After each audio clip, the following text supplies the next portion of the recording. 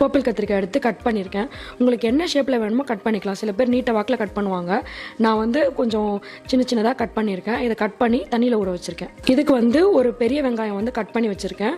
2 பச்சை மிளகா, ஒரு தக்காளி, ஒரு பெரிய தக்காளி எடுத்து வச்சுருக்கேன். கத்திரிக்காய் செஞ்சு முடிச்சோடனே லாஸ்ட்டாக கொஞ்சம் கொத்தமல்லி தூக்கணும். அதுக்காக கொஞ்சம் கொத்தமல்லி ஆஞ்சி வச்சுருக்கேன். இந்த பிரியாணி கத்திரிக்காய்க்கு ஆட் பண்ணுறதுக்கு ஒரு ட்ரை பவுடர் ஒன்று ரெடி பண்ணணும்.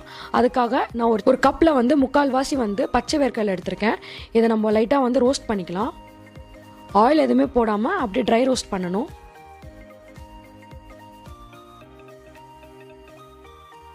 இது கொஞ்சம் நேரத்தில் வந்து எல்லா சைடும் வந்து லைட்டாக வந்து ப்ரௌன் ஸ்பாட்ஸ் வந்துடும்.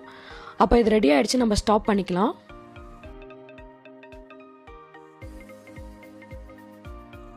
இப்போ வேர்க்கடலை வந்து நல்லா ஃப்ரை ஆகிடுச்சு. இது கூட வந்து கொஞ்சமாக வெந்தயம் ஆட் பண்ணிக்கிறேன். ஸ்டார்டிங்லேயே வெந்தயத்தை ஒன்றா போட்டுறாதீங்க, ஏன்னா வெந்தயம் கொஞ்சம் வந்து சீக்கிரமாக வந்து ரோஸ்ட் ஆகிடும்.